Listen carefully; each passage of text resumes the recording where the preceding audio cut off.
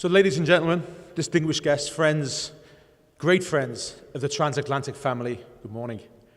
Let me start by conveying on behalf of His Majesty's government our deepest condolences to the brave US service personnel who've lost their lives in recent days, killed by Iranian attacks.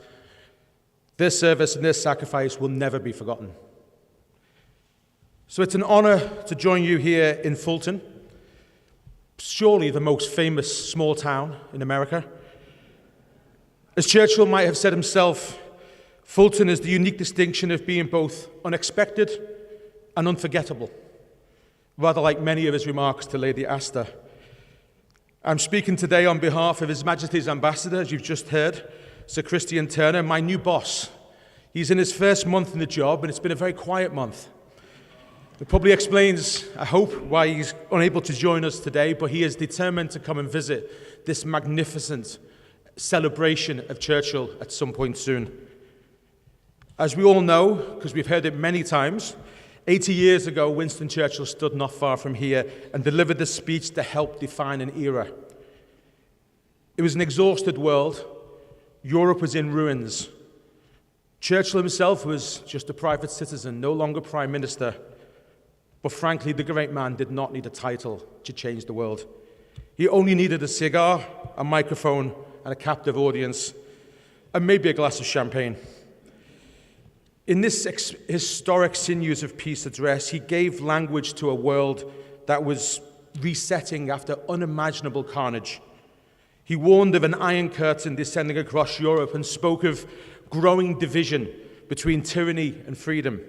And he urged nations of the free world to stand together, not in conquest, but in defense of peace and opportunity.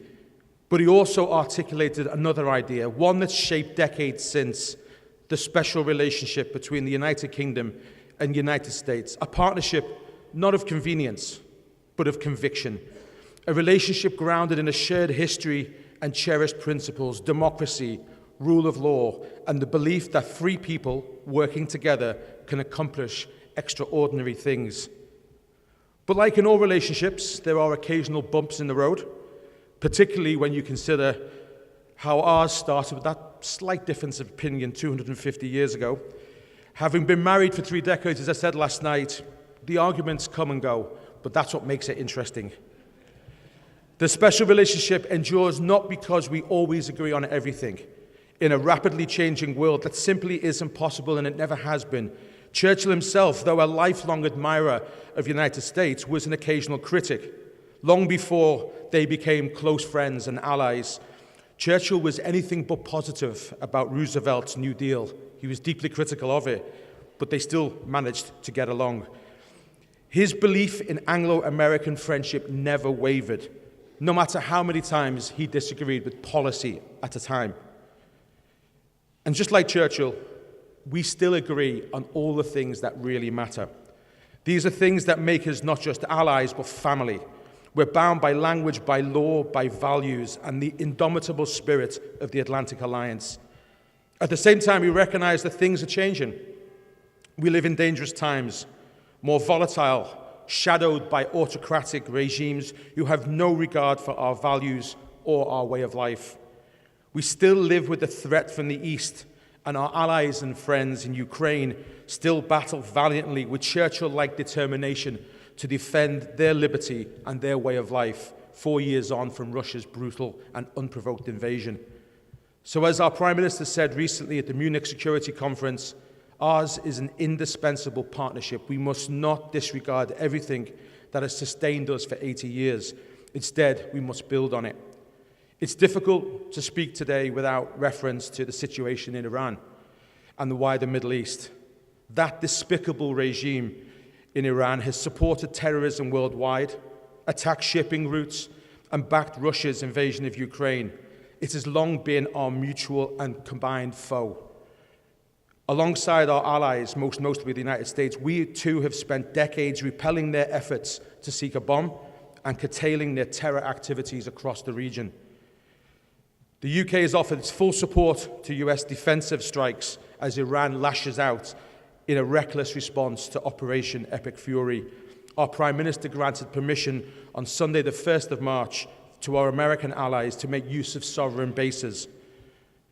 So the US Air Force pilots are flying from UK bases right now, alongside the Royal Air Force, yet again, working together, defending our people, our assets, and our allies across the Middle East.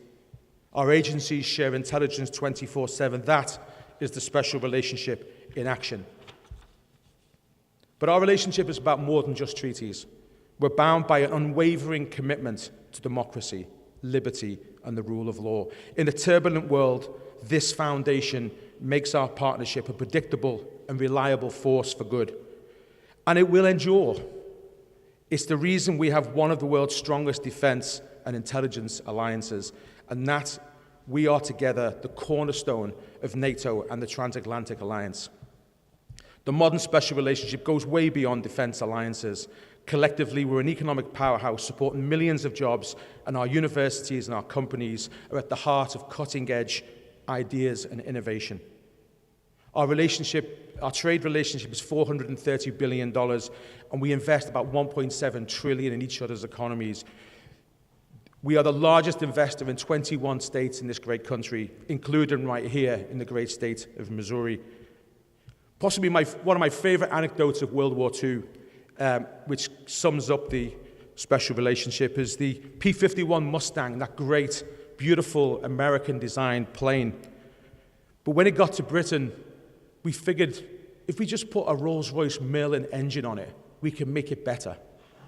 And we did. We turned a good airplane into a great airplane. That's the special relationship. We drive growth in finance. We drive growth in manufacturing, in pharmaceuticals, in energy, in technology. These are the new sinews.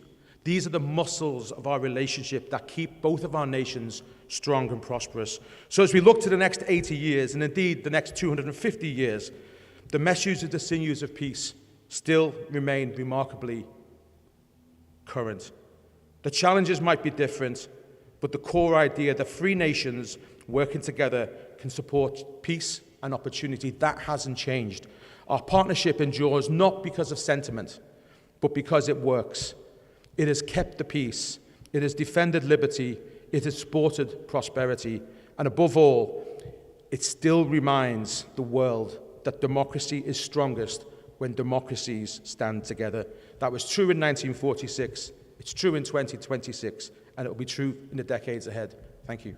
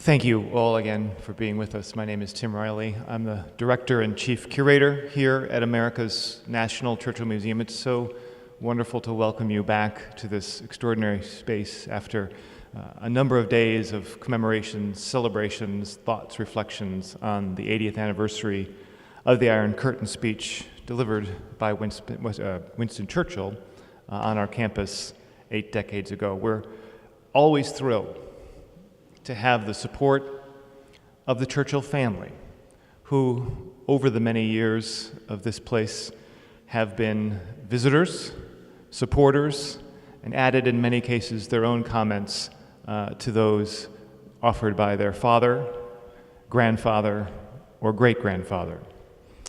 Hopefully, soon we'll have some great-grandchildren visit as well.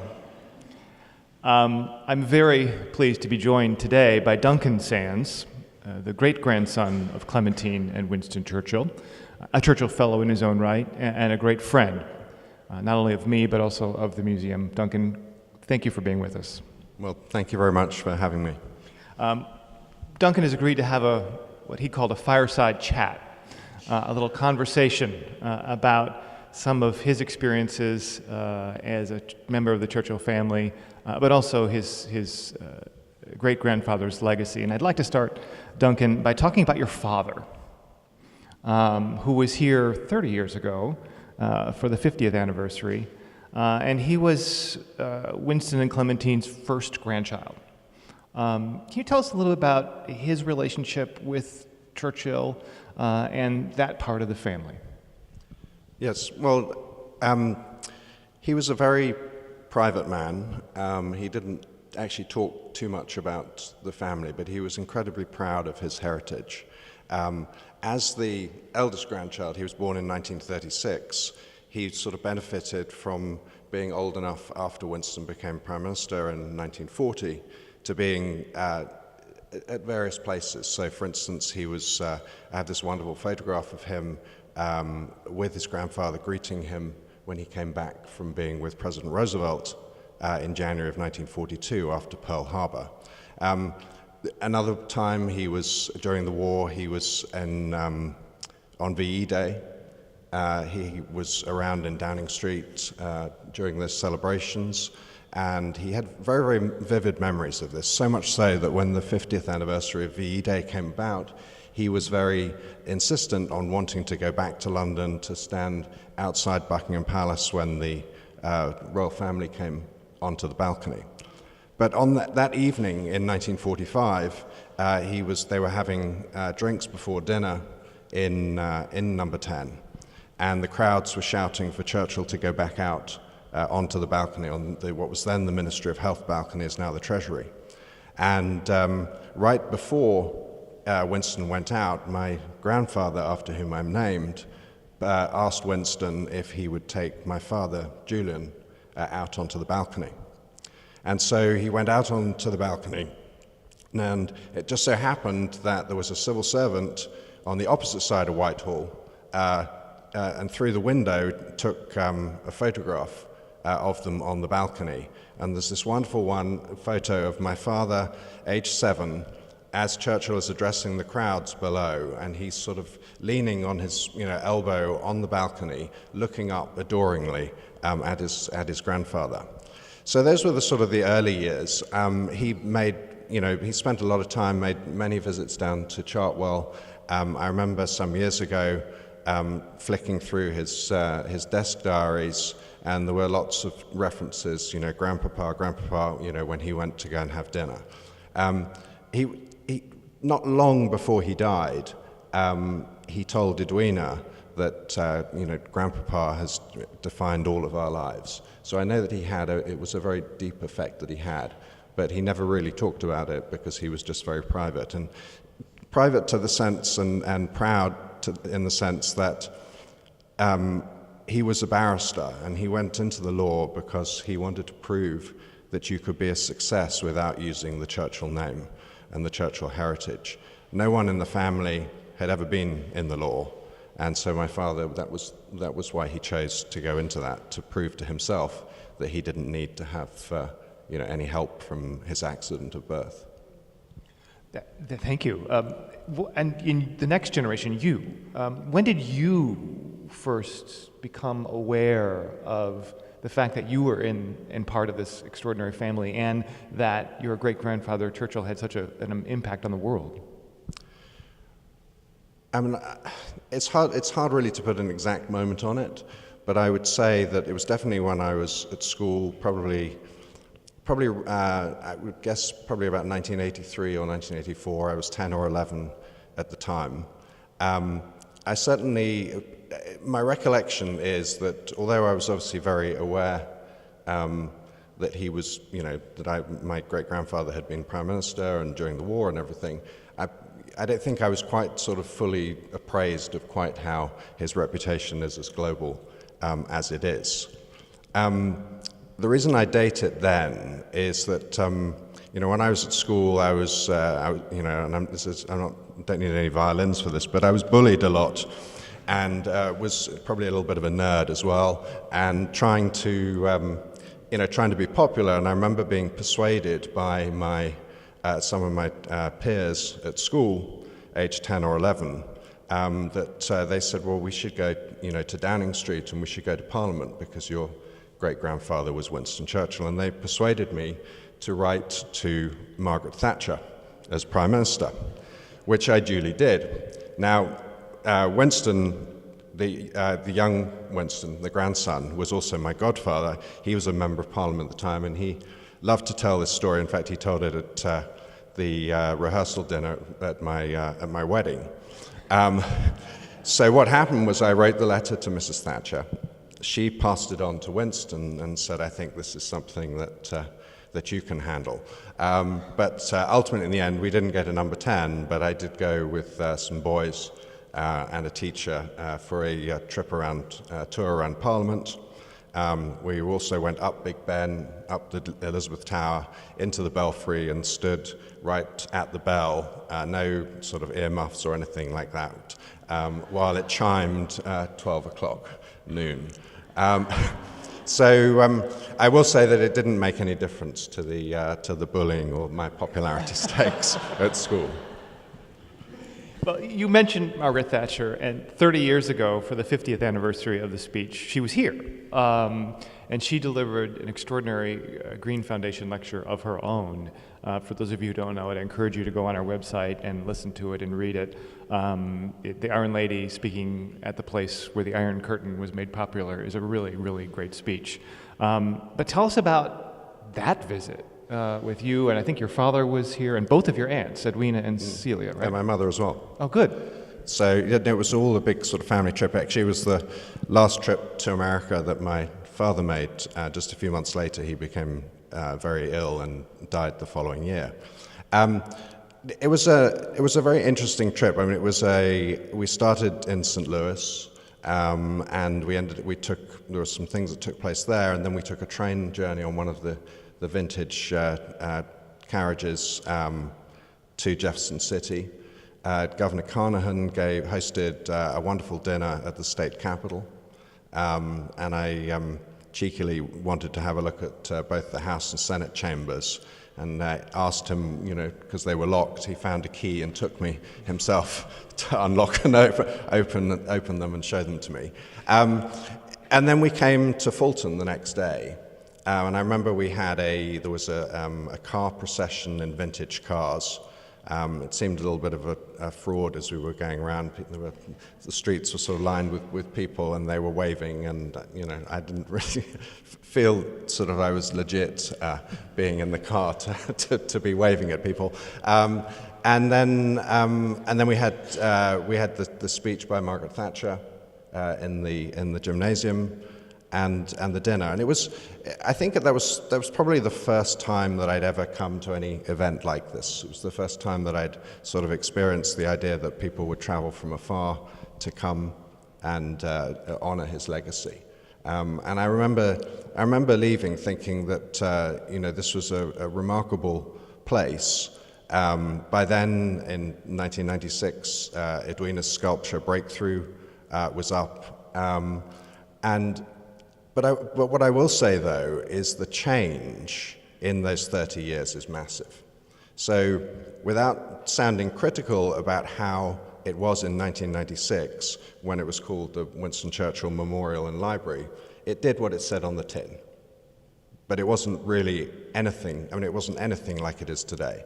And I do want to publicly pay tribute to you, Tim, to your predecessors, to the leaders of Westminster College, for what you have turned the America's National Churchill Museum into. It's a remarkable place. I am delighted about the designation as a National Historical Landmark, and I think that all of you are owed such a massive round of applause. Really, I think we should do that for what you have achieved.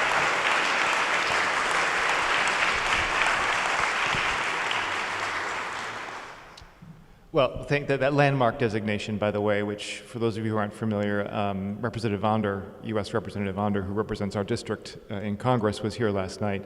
And last week, or actually earlier this week, we passed the House. And it's now up to the Senate to reconcile the bill, and I think it's only a matter of a very short time, not if, the landmark designation will be conferred, making one of the oldest buildings in the United States the newest national landmark, which I think will be great. And I have to thank Duncan, because in December, the Speaker of the House hosted, as he often does, a reception in honoring Winston Churchill's birthday. And Duncan was kind enough to speak, and there he was in the speaker's reception, lobbying on our behalf. And it's one thing for us to do it or others, but when Churchill's great-grandson says you should do this, they've done it. So thank you for that. I don't think my influence is quite what Tim says, but I did my best. Churchills are still speaking in Congress. You and your family, not just then, but with your aunt's extraordinary sculpture, breakthrough of the Berlin Wall out the side, have long supported this place, and we're all grateful. Why, in your estimation, are places like this, and Chartwell, and Blenheim, and War Rooms, and ICS, organizations that preserve the legacy of your great-grandfather, why are they important today, do you think? I think it's an easy answer. It's because what he said and his legacy and his values are relevant today. So I think that one of the interesting things is, and just bear with me, it's when you look at protests that take place. So in the late 90s, I felt that maybe Churchill's legacy was beginning to move to a point where he was becoming much more of a historical figure. And there were globalization riots that took place in London, and his statue was defaced, and someone cut some turf from Parliament Square, put it on his head, and that became the iconic image. And there were other statues in Parliament Square that were left untouched. 9/11, and both President Bush and Rudy Giuliani talked about Churchill in 1940 in their reaction to September the 11th. And then even just the other week, there was his statue was defaced in Parliament Square. Now, some members of my family, they get quite upset when this happens. But what it shows is that the people who are protesting, although it's despicable what they do, it shows that they still consider him to be a contemporary figure, still consider what he believed in and what he talked about to be relevant to today. And that's why places like this are important, because it is about teaching history, but it's also not about teaching history. I mean, just look back, we're here marking the 80th anniversary of the Iron Curtain speech, when Churchill was talking about the dangers of an expansionist Russia. 2026, the dangers of an expansionist Russia are still with us. So that's why it is that these places are important, because the stories that they are telling are relevant to today, and we can learn from them. In fact, one of the letters that he wrote my father, which you have on loan to the museum, my father obviously wrote him a story about, and I think this was it was either during the war or just after the war. And he wrote, he must have written this story about some military campaign. And Churchill wrote back to him in sort of pretty long detail, saying that, he wondered, he should look at a map because I don't understand how these troops could have got from A to B so quickly. But in that, he said, and he said it at many other times during his life, that it's important to study history because a knowledge of history is the only way that we can take a guess at the future. And that's why it's important that these places exist. Well, it's advice that we give our students here at Westminster College, and by increasing numbers, school children of all ages who come and flock to the museum to learn about this. It's our job, and you make it easy for us when you lend things like those letters, those documents. Duncan will often send me a text message or call and said, I'm coming to Fulton. I'm always great, but he'll always say, I'm bringing a few things. And he showed up, I think, about a summer ago, and with a carry-on bag, and I thought, I didn't think he was staying the night. But it was full of these treasures and artifacts, which you've graciously placed on loan, and some of them are on view. If you haven't seen some of the items in the Blenheim exhibition downstairs, those items are from Duncan's family, and you make it easier for us to make the past come alive and teach those lessons, and we're grateful for you for that. Thank you. And by the way, he brought in just yesterday when you arrived. Again, I received another text message from the team downstairs saying, "There's this big Churchill painting or a portrait of Churchill behind the front desk. What should we do with it?" And we will proudly put it on display thanks to Duncan. So let me just tell you a little bit about the painting. So it's a copy that my father had done of the Oswald Burley portrait, which was Clementine's favorite and was also my father's favorite. And in fact, the only person who's still alive today, Noni Chapman, who worked for Clementine at the end of her life, she's the only person alive who saw both the original and the copy together, and she says that the copy is better than the original. So I won't tell Andrew Lloyd Webber that, who paid a lot of money for the original when it went to auction. But the interesting thing was, so my father, my parents had just moved out of London. My father wanted to get a portrait painted of his grandfather. He asked his grandmother if he could do that, and she gave a stipulation that she said that she wouldn't allow the painting to leave her flat. So the artist would have to come and paint it in her flat. And she said, "I don't know how often he'll come, but I'll have lunch with him on one of those occasions." So my father went to the Mall galleries to an exhibition that they had of portraiture, trying to find somebody who could do it. And he found this man called Maurice Lytton. Maurice Lytton had not painted royalty at that point, but was probably on the verge of doing so. When he spoke to his agent, the agent told him that, Mr. Lytton is a portrait painter and not a copy artist. My father hadn't told him who the portrait, was of. He just said his grandfather. And so my father said to him, he said, "Well, my grandmother, Lady Churchill, will be very upset because she was looking forward to having lunch with Mr. Lytton," and put the phone down. Well, the phone rang off the hook because the man called back immediately and said that Mr. Lytton would paint the picture.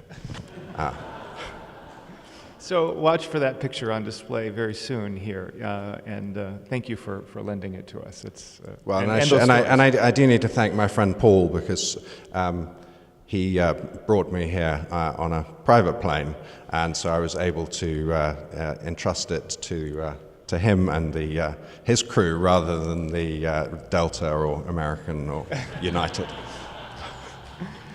Air Brown, thank you. And to that front, a little shout out to Paul Brown. I hope you don't mind, but he has also lent a painting that he owns that was painted by Winston Churchill. And if you haven't seen it, several actually, one of them is on display right now, surrounded by the Iron Curtain speech. It's that famous painting of the view of Miami at sunset. And that's really on loan thanks to Paul, and we're grateful to you for lending that.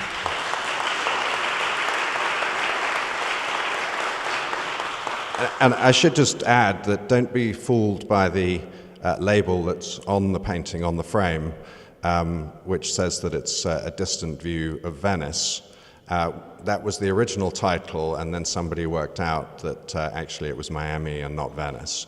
But David Coombs, who in 1966 and 7 was busy cataloging all of the Churchill paintings, he just sort of, there's more than 500 of them, so I suspect he just sort of held it up and was like, yep, that looks like Venice, and that was the title. Well, so just so you know, because I don't want you to think that the museum has hung the wrong painting with the tombstone that says Miami. And of course, the history goes on. We could talk about this all day, but I'll just add that, Churchill, as many of you know, was in Miami Beach, where he was really writing the draft of the Iron Curtain speech. So as he was imagining and watching the sunset over Miami, he was envisioning an Iron Curtain descending across the continent. So its display where it is right now is particularly fitting, especially 80 years on. So it's also a good, timely plug for Miami Beach, which is not just for spring break anymore. It's a great place to write wonderful speeches.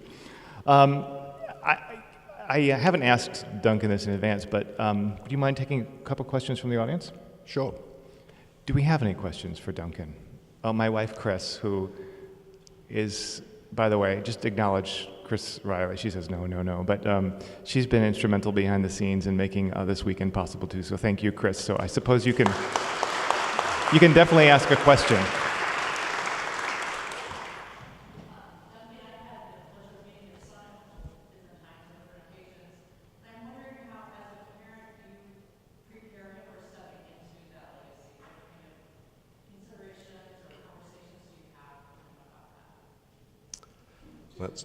The question was, we've met Julian, your son, and how do you, as a parent, prepare him to become part of this legacy? Yeah, you didn't give me due notice of this question. I think the main thing that I try to instill in him is a sense of humility about it.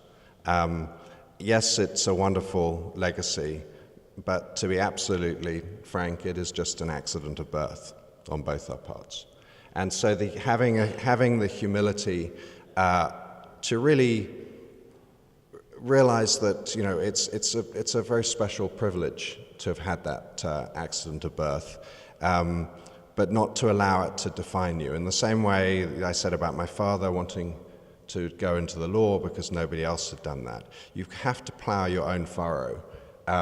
And this is sort of like the cherry on the top of various things, gives you the opportunity to meet various people, do various things, go to various places that you might not otherwise get to do. And so I think that's the main thing that I try to do, is to say, yes, be very proud of it, but in the end, it's not about you. And there is a responsibility to support places like America's National Churchill Museum, but it's not about us. It's about our ancestor. Thank you. Just like Big Ben. Yeah. Any other questions from the audience? So now's your chance to ask Duncan. I think you teed up, Chris, to be the first question. Yes. Tim's the lady. Yes. This is Brenda Jones, ladies and gentlemen. Brenda is a dear friend of the museum and college, and was in England and shared her thoughts with us on VE Day because she was there and survived the Blitz. So.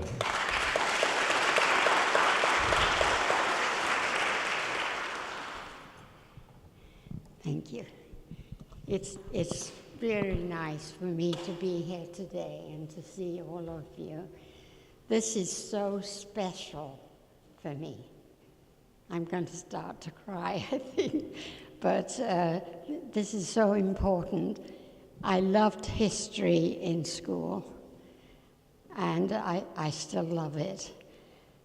And when my husband and I decided to move from London, we went through all the Blitz and all of that, and we were very fortunate that we survived through that, okay, because there were, I don't remember the numbers, but a lot of people did not survive, okay? So anyway, I just wanted to say hi to all of you. I am 92, going on 93, and I have all my lovely memories of being where I came from. And all of that history is so important. Go back in all your years to go through your lives, and you're going to be amazed what you remembered. And hold on to it. Talk to people. Let them know where you came from and where you are today. Okay? Have a good life, all of you. I appreciate it, letting me do this. Thank you so very much. I appreciate it. Bye-bye.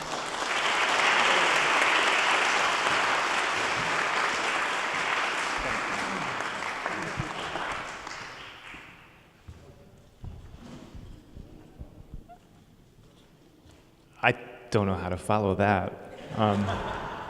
Thank you, Brenda, and thank you not only for sharing many of your stories with us over the years, but also thank you for your son, Professor David Jones, who's the faculty marshal, who keeps us all in line in procession for these things. So thank you, David.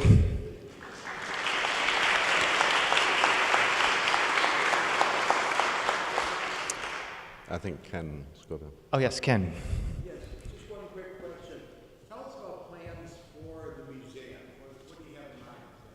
What do we have in mind for the museum? Great question. Some of you who haven't been here for a few years will notice that the museum, at least the exterior of the church, looks a little bit brighter than it did. We've just completed a $6 million preservation effort and conserved all of the stone around the entire facade, waterproofed the decking, in fact replaced the concrete deck that surrounds the church. Some of you, unfortunately, who've been around a while, remembers a few years ago we had buckets in the galleries because we were collecting water. We were taking on water. So all of that work is done, and many of you, by the way, in the room have supported the effort to conserve that. It was a total of $6 million effort. Thank you.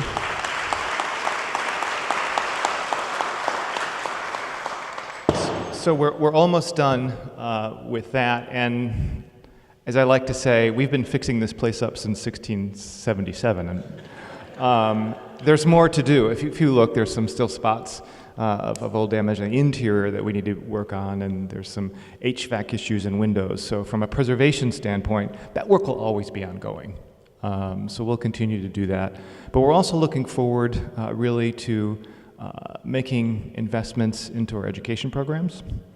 To make sure that, as we did on Thursday, the actual anniversary of the speech, we had 450 school children in the historic gymnasium learning about Churchill. I think that is probably the most important thing we can do, as Duncan suggested, is engaging the next generation. Places like this, as I often say, are not in the history business, we're in the future business. And I think those efforts will continue to grow and thrive. We have a partnership with the school district in Columbia, which is about 25 miles away from here, and they're bringing in close to 2,000 school children in the next few weeks. So it's going to be busy. And that's the work we will continue to do. Preservation not only of the building, but also the legacy for the future. And organizing a couple of exhibitions now and then, like the one you see downstairs. Several of us have said we'd like to see the Iron Curtain speech, the near final draft, as you see downstairs, take it on the road. We shouldn't be the ones to share it only here. The governor was here yesterday. He said, that's a great idea. So I think we can share what happens here and what happened here, not only here, but nationally, especially with the new congressional designation and in our name. We are America's National Churchill Museum. and we need to make sure that not only are we a tourism driver and educational driver for the community here, but also nationally. And I know Duncan's been a part of that too, as you've supported exhibitions that we've done nationally in the past. Well, I'm glad to hear that you're going to be going back to that, because COVID interrupted it, but there were a number of exhibitions that the museum did in various places, and I think that getting back to that is really good, not only because it tells the story, but it also helps to put Fulton more on the map for people to come and visit. We realize Fulton is sometimes not on everyone's bucket list as far as destination. It's hard to get to, and many of you have made. But I say, if Churchill can come to the middle of America, and if we can bring a church from London to the middle of America, everyone can too. But at the same time, from time to time, we'll take what we do here to America. So, especially this year with the International Churchill Society, and Adam and Angela are here, the director and deputy director of ICS, the International Churchill Society, has devoted the entire year to looking at the theme of Churchill and America and that relationship. So this is a timely time, and I know Vince is here and he's nodding and thinking everyone should come to the conference in Philadelphia in October, so I'll put in a plug for that. And maybe we'll bring a treasure or two, we'll see. Any final questions? Lee.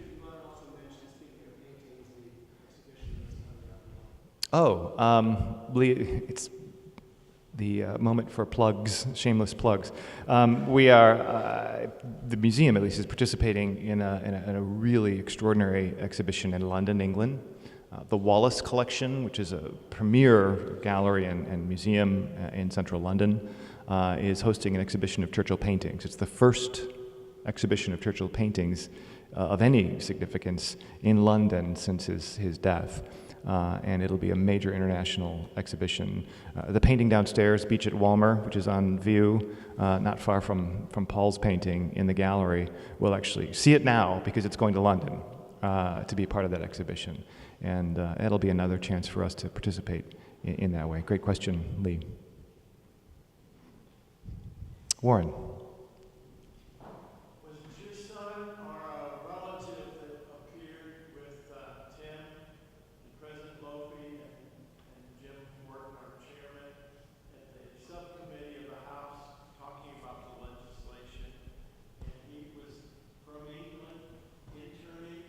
Yes, so that was not my son. So my cousin Jack Churchill, that was his son Edward. Was the president Yeah. there? And then two quick comments. I was there for the 50th. Got to meet you and your father and aunts. Of course, I've known Edwina. And Jim Bowler was the speaker in the state capitol rotunda the night he's here now. Yeah. There he is, yeah, Jim. I was looking for you earlier. I was looking, who's got the bow tie? There's Jim. Jim, stand up, please.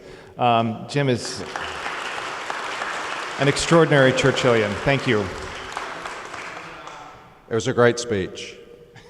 It was a great speech you gave in the Capitol. It was very short. You began at 9 minutes to midnight and ended at 1 minute. As an alum and former staff member here, I want to point out that when Irma and Irma spoke here at the dedication in '69, the National Park Service designated this will be the second landmark. The historic gym is our 1969 was designated a National Historic Landmark.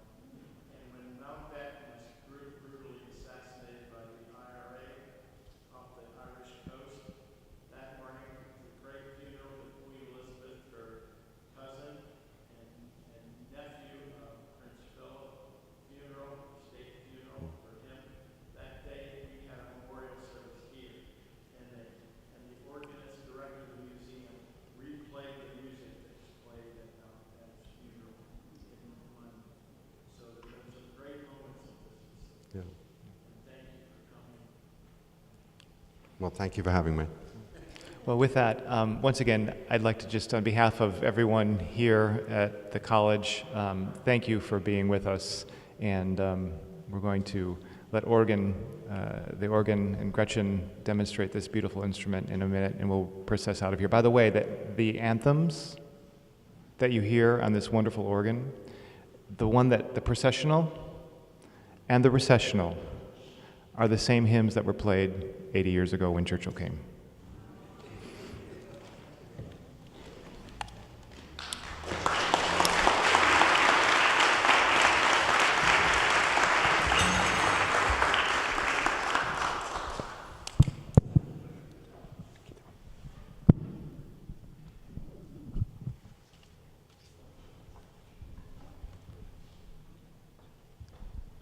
Where's Jason?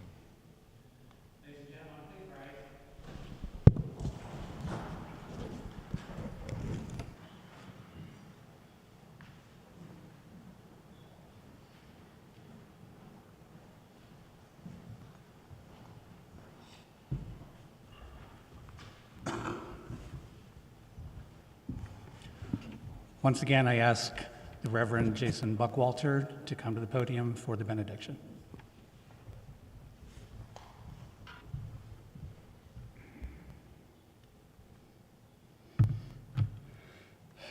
As we close this ceremony and welcome our newest fellows into the fold, let us carry forward the warmth of this great gathering and the weight of its meaning. You have joined a community who believe that ideas matter, that history teaches, and that preserving the past is an act of faith in the future. Go from this place renewed in that belief and generous in sharing it with others. May you find in this fellowship both inspiration and belonging. May your connection to this museum and its mission deepen with every passing year. And may the work we do together prove worthy of the history we are honored to keep. Go in peace. Skulls, please bring the flags forward.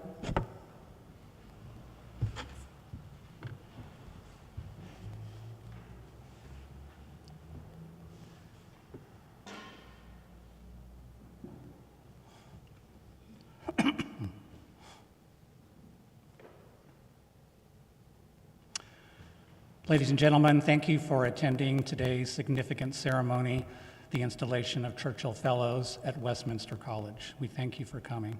I declare this convocation closed.